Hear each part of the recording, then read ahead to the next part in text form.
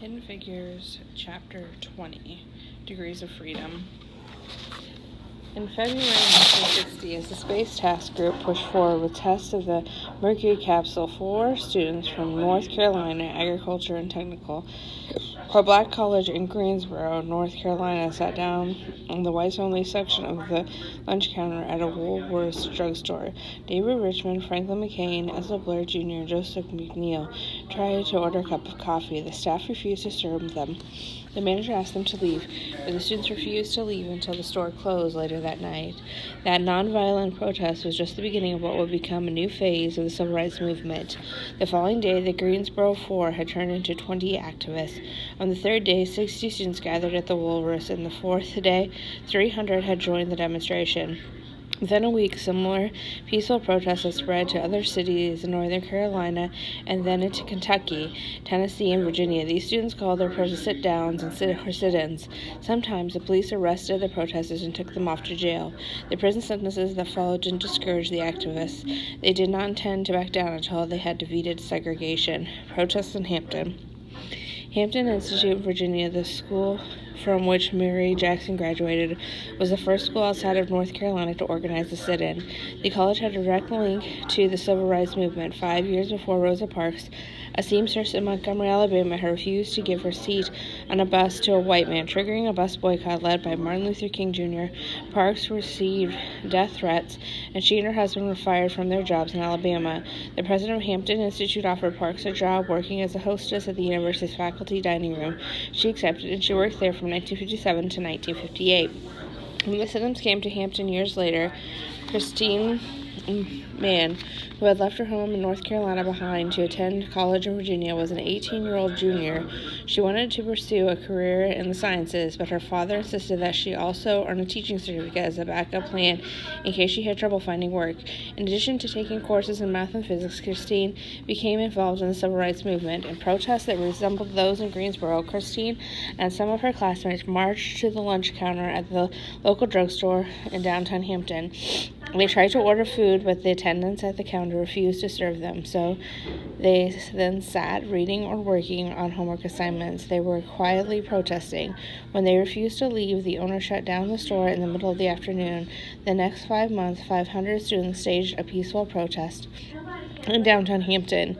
"We want to be treated as American citizens," said the outspoken leader of the student movement. "If this means integration in all areas of life, then that is what we want." The Hampton Institute campus that was alive with the possibility of significant social change. Christine also joined voter registration drives, walking door to door in black neighborhoods, urging residents to register to vote in the November 1960 election. A rumor circulated on campus that the astronauts supported the student protest. The astronauts represented Main Street America. The idea that those buzz-cut middle American men were standing with their student activists, adding their voice to the call for equal opportunity for all Americans, was thrilling. It didn't matter if it was true. It inspired them either way. Progress at Langley in the 1960s. The culture was changing at the Langley Research Center, too. When Dorothy Vaughan turned off the lights in the West Area Computing Office for the last time, she was the remaining woman, and the segregated pool were sent out to other divisions at the lab. The area of West Computing, a separate division for African-American women, was over. Dorothy Vaughan was assigned to the newly built computer complex on Langley's west side. By the 1960s, Langley had centralized its computer operations into a group named the Analysis and Computation Division.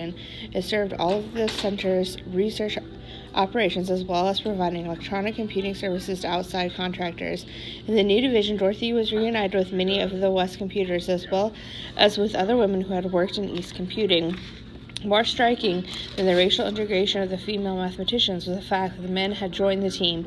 Computing had been promoted in status from being an all-female service organization to a respected co-ed division. Computing was no longer considered women's work. However, with the increasing use of computer technology and aeronautical research, some of the older women at Langley, who still did most of their work using the older model mechanical calculators, fell out of touch. The early 1960s were a time of change in the history of computing, a dividing line between the time when computers were human and when they were machines. Computing jobs were no longer handed off to a room of women punching numbers into $500 mechanical calculating machine room-sized computers that cost more than $1 million each now did the same work, and did it many times faster. Faced with a new era in computing, 50-year-old Dorothy Vaughan reinvented herself as a computer programmer. Engineers still came to her and asked for help. Now, instead of assigning the task to one of the staff or doing the computations herself, she programmed the calculations into an IBM computer and let the machine do the math. In the past, Dorothy would have set up the equations on a data sheet and showed one of the women computers how to fill it out.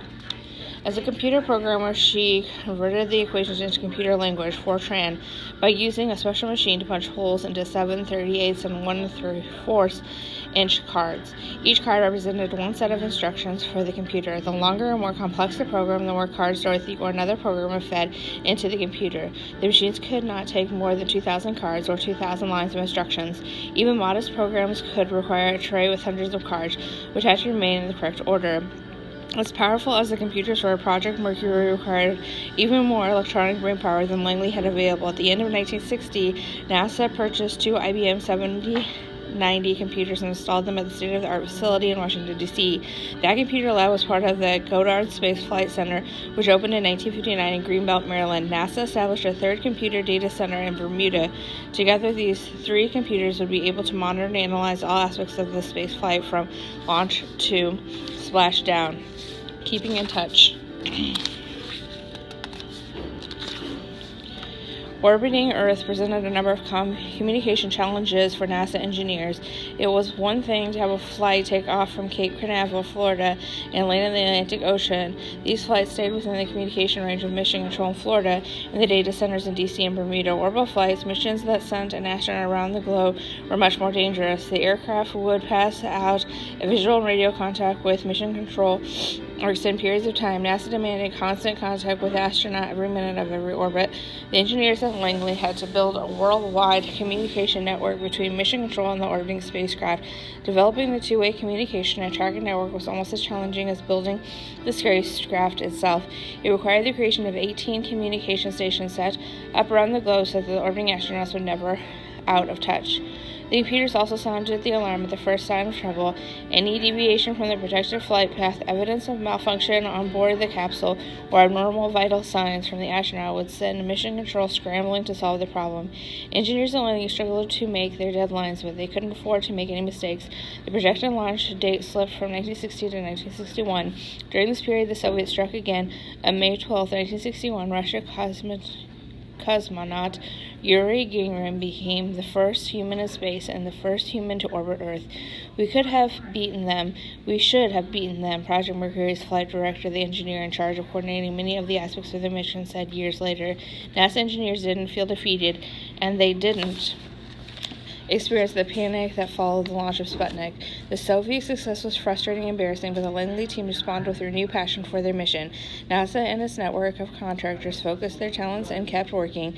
They were almost ready to launch the Mercury mission. It would take a total of 1.2 million tests, simulations, investigations, inspections, verifications, experiments, checkouts, and dry runs to send the first American into space. It also took several failed rocket tests and a hair-raising suborbital flight with a chimpanzee on board. The capsule landed so far from the recovery ships that it was nearly underwater when it was finally plucked from the ocean. Ham, the astro chimp, survived the flight. His name is an acronym for the lab that prepped for his mission, the Holloman Airspace Medical Center. In a courageous move, NASA decided to broadcast the launch of Mercury Redstone 3 live on television. This would be the third time a Redstone rocket would be used to boost the Mercury capsule into flight over the Atlantic Ocean. At least 45 million Americans turned in to watch the success or failure of the first United States manned space mission. Astronaut Alan Shepard strapped into the capsule just 6 feet in diameter and less than 7 feet high. The launch was successful and the spacecraft soared to an altitude of 116.5 miles above the Earth. The suborbital flights of the capsule Shepard named Freedom 7 lasted only 15 minutes and 22 seconds and covered 303 miles. Freedom 7 was a pale technological achievement compared to the Russian cosmonauts' flight the months before, but its success helped President John F. Kennedy make a promise to the country to complete a goal significantly more ambitious, a manned mission to the moon. I believe that this nation should commit itself to achieving the goal before this decade is out of landing a man on the moon and returning him safely to Earth, President Kennedy said before a session of Congress 3 weeks after Shepard splashed down.